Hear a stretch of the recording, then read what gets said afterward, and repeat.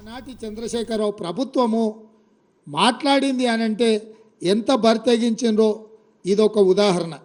అదేవిధంగా ఈరోజు పదే పదే ఈ ప్రాజెక్టులన్నిటిని కూడా ఆంధ్రప్రదేశ్కు కేంద్ర ప్రభుత్వానికి అనుకూలంగా తెలంగాణ ప్రభుత్వము ఈ ప్రభుత్వం వచ్చినాక వీళ్ళు ఈ విధంగా నిర్ణయాలు చేసిండ్రు. దీనివల్ల తెలంగాణకు నష్టం జరుగుతుందని హరీష్, కేటీఆర్ అదేవిధంగా చంద్రశేఖరరావు మాట్లాడుతున్నాడు.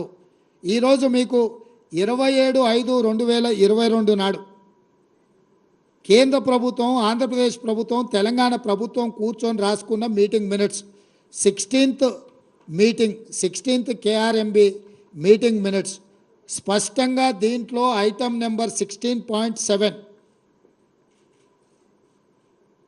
Handing over of Srisailam and Nagarjuna Sagar projects to KRMB అంటే కృష్ణా రివర్ మేనేజ్మెంట్ బోర్డ్ స్పష్టంగా 27/5/2022 నాడు కేంద్ర ప్రభుత్వము నిర్వహించిన కేఆర్ఎంబి మీటింగ్లో తెలంగాణ రాష్ట్ర ప్రభుత్వం స్పష్టంగా ఈ ప్రాజెక్టులను హ్యాండ్ ఓవర్ చేస్తామని చెప్పి స్పష్టంగా ఒప్పందం చేసుకొని ఆ మీటింగ్లో ఒప్పుకొని వచ్చిండ్రు. స్పష్టంగా వీళ్ళు reiterating that government of Telangana has no objection to the handing over of components. అంటే ఈ 15 ప్రాజెక్టులను మేము ఏమాత్రం అభ్యంతరం లేకుండా కృష్ణానది మీద ఉన్న ప్రాజెక్టులను అన్నిటిని కూడా మేము హ్యాండ్ ఓవర్ చేస్తామని చెప్పి ఒప్పందాల మీద సంతకాలు పెట్టిన మీటింగ్ మినిట్స్. ఇది 2022లో జరిగిన మీటింగ్. అదే విధంగా 17వ కృష్ణా రివర్ మేనేజ్మెంట్ బోర్డు మీటింగ్లో కూడా ఇది కూడా 19/5/2023 16వ మీటింగ్ ఏమో 2022లో జరిగితే 17వ Krishna river management board meeting 2023లో జరిగింది. ఇందులో కూడా స్పష్టంగా వాళ్ళు ఎక్కడ కూడా అభ్యంతరం పెట్టకుండా ఈ ప్రాజెక్టులను అన్నిటిని కూడా ఎక్కడ కూడా మేము అభ్యంతరం పెడుతున్నాము అని చెప్పకుండా స్పష్టంగా వాళ్ళకి ప్రాజెక్టులను హ్యాండ్ ఓవర్ చేయడానికి 2023లో కూడా మళ్ళీ ఆనాటి తెలంగాణ ప్రభుత్వం చంద్రశేఖరరావు ముఖ్యమంత్రిగానే కాదు సాగునీటి పారుదల శాఖ మంత్రిగా 2019 తర్వాత చంద్రశేఖరరావే ఉన్నాడు. చంద్రశేఖరరావు గారే స్వయంగా ఆయన నేతృత్వంలో ఉన్న శాఖ 19/5/2023 నాడు 17వ కృష్ణా రివర్ మేనేజ్మెంట్ బోర్డు మీటింగ్లో స్పష్టంగా ఈ ప్రాజెక్టులను కేంద్ర ప్రభుత్వానికి హ్యాండ్ ఓవర్ చేస్తున్నామని వాళ్ళు ఈ నిర్ణయం తీసుకున్నారు.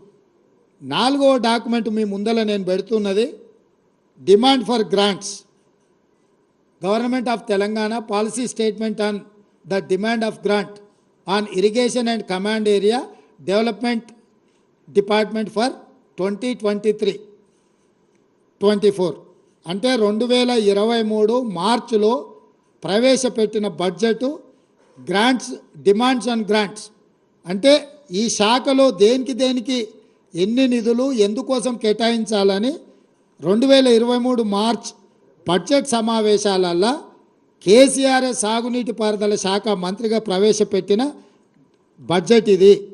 దాంట్లో స్పష్టంగా పేజీ నెంబర్ 114 ఈ డిమాండ్ ఫర్ గ్రాంట్స్లో ఉన్న 114వ పేజీలో స్పష్టంగా the state of Telangana has proposed to hand over only the components of the common projects namely Srisailam and Nagarjuna Sagar in Krishna river basin and Peddavagu medium irrigation project in Godavari basin accordingly and దీని కోసమైన seed money of ₹200 crores each to be KRMB and GRMB ఈ రెండు ప్రాజెక్టులను hand over చేస్తే వీటి నిర్వహణ కోసము Krishna river management బోర్డుకు 200 కోట్లు గోదావరి రివర్ మేనేజ్మెంట్ బోర్డుకి ఇంకొక 200 కోట్లు స్పష్టంగా ఈ నిధులను కేటాయించుకుంటూ 2023 మార్చి బడ్జెట్లో 400 కోట్ల రూపాయలు హ్యాండ్ ఓవర్ చేసిన వాటిని నిర్వహించడానికి ఈ బడ్జెట్లో స్పష్టంగా పొందుపరిచాడు.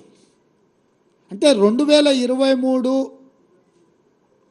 బడ్జెట్లోనే గోదావరి కృష్ణా రివర్ మేనేజ్మెంట్ బోర్డులకు ఈ ప్రాజెక్టులను హ్యాండ్ ఓవర్ చేసిన తర్వాత నిర్వహించడానికి అయ్యే ఖర్చులకు 200 కోట్లు 400 కోట్ల రూపాయలను కేటాయించడానికి ఇగో చంద్రశేఖరరావు చీఫ్ మినిస్టర్ ఈ బుక్ మీద కింద పేరుంది. మీకు ఎవరికైనా మళ్ళీ ఏమైనా అనుమానం ఉండి ఇది వెనక ముందు అనుకున్నారు, మళ్ళీ ఆ మంత్రివర్గంలో కూడా ఎవరికేం సంబంధం లేదు. ఇక్కడ రాసిండు K Chandrashekar Rao demand number so K Chandrashekar Rao chief minister. ఈ పుస్తకంలోనే 114వ పేజీలో కృష్ణా రివర్ మేనేజ్మెంట్ బోర్డుకు కృష్ణా నది మీద ఉన్న ప్రాజెక్టులను స్వాధీనం చేయడం, గోదావరి నది మీద ఉన్న గోదావరి ప్రాజెక్టులను హ్యాండ్ ఓవర్ చేయడానికి చంద్రశేఖరరావు స్పష్టంగా నిధులను కేటాయించిన విషయం. ఇది 2014లో మొదలై 2023 వరకు జరిగిన వివిధ సందర్భాలలో చంద్రశేఖరరావు ముఖ్యమంత్రిగా, సాగునీటి పారుదల శాఖ మంత్రిగా, హరీష్ రావు సాగునీటి పారుదల శాఖ మంత్రిగా, ఆ తర్వాత ఆర్థిక మంత్రిగా, అంటే మొత్తం వ్యవహారము హరీష్ రావు 5 ఏళ్ళు సాగునీటి పారుదల శాఖ మంత్రిగా ఉన్నప్పుడు చంద్రశేఖరరావు ముఖ్యమంత్రి ఉండు. చంద్రశేఖరరావు 5 సంవత్సరాలు సాగునీటి పారుదల శాఖ మంత్రిగా ఉన్నప్పుడు హరీష్ రావు గారు 5 సంవత్సరాలు ఆర్థిక మంత్రిగా ఉన్నాడు. అంటే ఈ ఒప్పందాలు కానీ, ఈ చట్టాలు కానీ, ఈ నిధులు కానీ, నిధుల కేటాయింపు కానీ, ప్రాజెక్టులను కేంద్ర ప్రభుత్వానికి స్వాధీనం చేయడానికి జరిగిన తతంగమంతా మామ అల్లుళ్ళు మంత్రులుగా ముఖ్యమంత్రిగా ఉన్నప్పుడే జరిగిన ఆధారాలు పూర్తిగా ఈరోజు తెలంగాణ ప్రజలకు మీ ద్వారా వివరించదలుచుకున్నా. ఇది ఒక కోణం. చట్టం చేయడం, చట్టాన్ని అమలు చేయడం, ప్రాజెక్టులను నిర్వహించడానికి నిధులను కేటాయించడం అనేది పరిపాలన పరంగా జరిగిన నిర్ణయాలు.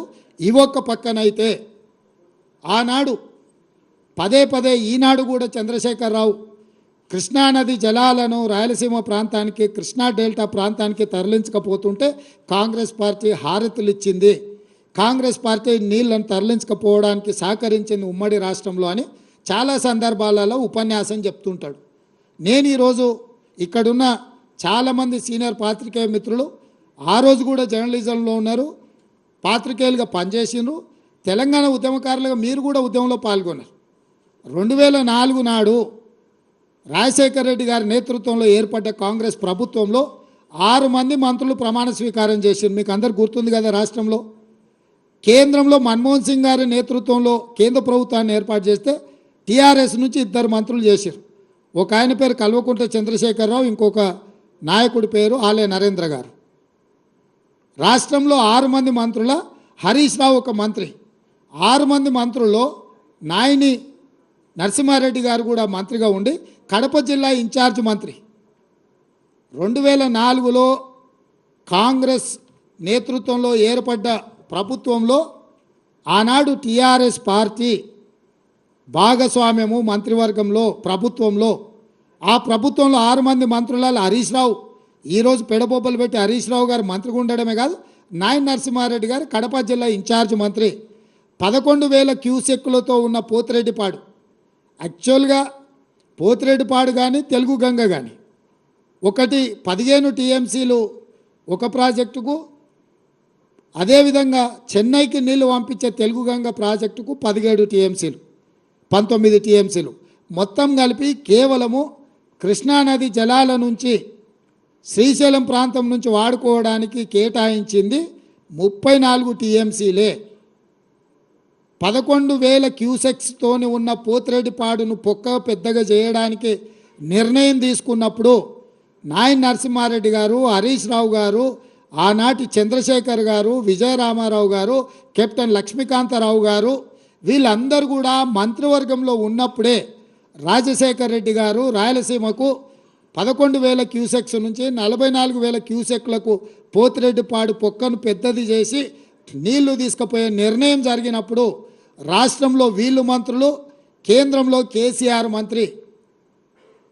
ఈరోజు కాంగ్రెస్ పార్టీ తెలంగాణ నాయకులను దోషులుగా ఆరోపణ చేస్తున్న చంద్రశేఖరరావు, నీ గత చరిత్ర ఒక్కసారి వెనక్కి తిరిగి చూసుకో.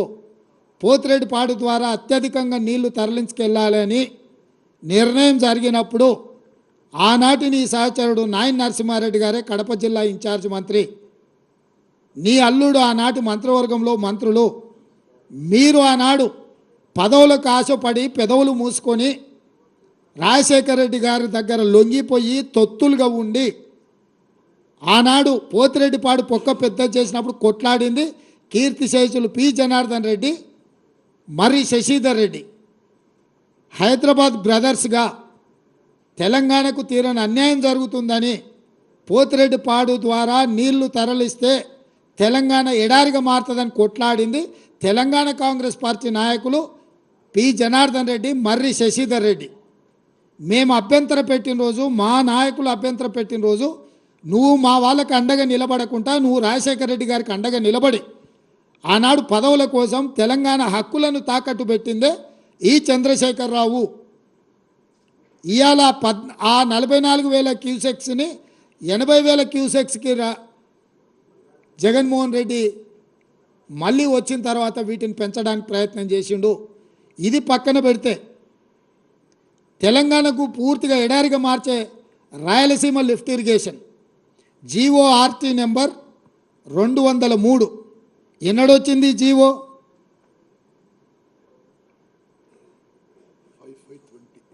5/5/20 yes. GO number 203 5th May 2020 నాడు ఈ టెండర్ పిలిచిండ్రు. ఈ జీవో వచ్చింది. అంటే దాదాపుగా పర్ డే 8 TMCని తీసుకెళ్ళడానికి రాయలసీమకు స్పష్టంగా Andhra Pradesh had issued G O R T number 203 dated 5/5/2020 to take up Rayalaseema lift irrigation to draw 92,592 cusecs, అంటే 8 TMC పర్ డే. 8 TMCలు రాయలసీమ లిఫ్ట్ ద్వారా పోతిరెడ్డిపాడు పక్కనే ఇక్కడి నుంచి నీళ్లు తరలించడానికి FRL లెవెల్ 797, అంటే కుండకు సైడ్ నుంచి బొక్క పెట్టలే, కుండ కింది నుంచి బొక్క పెట్టాడు. రాయలసీమలో 834 ఫీట్ లెవెల్లో నీటి నిల్వ ఉంచాలి అని అంటే 797 ఫీట్ల దగ్గర, అంటే బురద కూడా తరలించకపోవడానికి రాయలసీమ లిఫ్ట్ ఇరిగేషన్కు May 5, 2020 నాడు జీవో నెంబర్ 203 విడుదల జరిగింది. జగన్మోహన్ రెడ్డి గారు ఆంధ్రప్రదేశ్ ముఖ్యమంత్రిగా ఈ కార్యక్రమాలు చేపట్టిండు. దీనికంటే ముందు ఏ రోజు ఈయన ఇంటికి జగన్మోహన్ రెడ్డి గారు వచ్చిండ్రు,